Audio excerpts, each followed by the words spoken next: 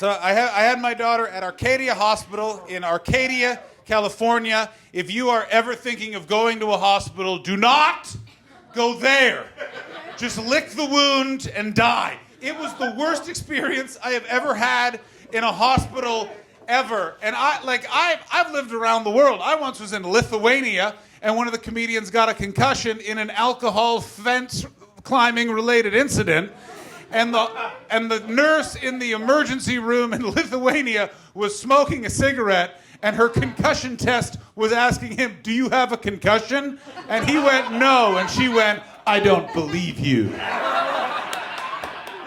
I would have rather a dirt floor with one of those hippie women you meet at a party where there's just white really above the eye. You in about 5 years. Now.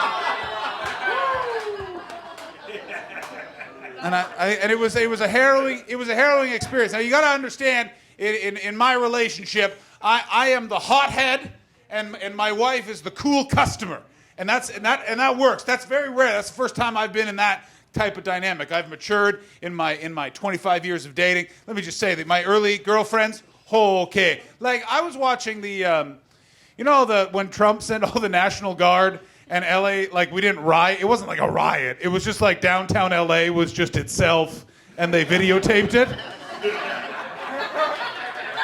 Like, my mom was like, "They're burning cars in downtown LA." And I'm like, "Yeah, it's Sunday. Like, what do you like? The Dodgers aren't playing. What do you do?" And they didn't burn cars. They burned a Waymo. I feel that is prudent on their behalf.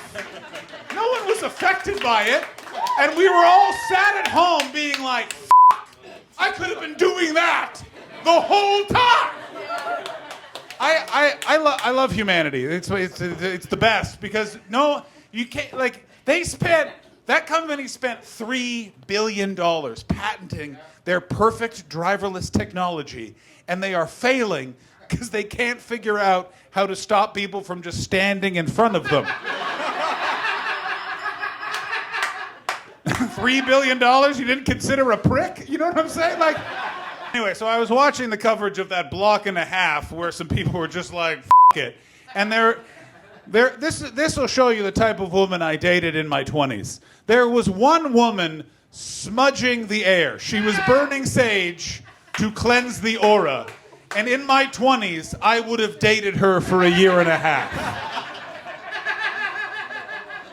Like, let me put it this way. If you have undiagnosed bipolar disorder, if I was 28 and I was attracted to you, get tested. Now, but that's not the case anymore. Now I'm the crazy one in the relationship. My wife is like a dyed-in-the-wool, like white collar, big time job. I'm an artsy fartsy f***ing comedian who wasn't quite sure if that dog was real. And we got such terrible treatment at this hospital. A nurse argued with my wife over what her first name was. The nurse walked in and went, "Hello, Elizabeth." And my wife went, "That's not my name." And then the nurse went, "Are you sure?" And we were already up for 3 days, so I for a second had to be like, "Yeah." "Are you sure?" But I couldn't hot-head it up. You know what I'm saying? In those situations, it's good. The service isn't good. You want a hothead. I need to see your manager. I'll go even further. Is the owner here? I want to speak to the guy who's dealing coke to the people in the kitchen. You know what I mean? I'll go to who runs shit. And so we couldn't do any of that because if you f*** up, like you can't, if you scream at a if you scream at a waiter, they're gonna spit in your food. I assume if you scream at a medical professional, they'll be like, "We gave your baby fentanyl." So not enough to kill it, but it's gonna be asleep for a while. And so I really appreciated all of you laughing that, and you, sir, just giving me a stare as if to say, "Whoa, too far." You're not wearing that polo shirt. That polo shirt is wearing you, my man.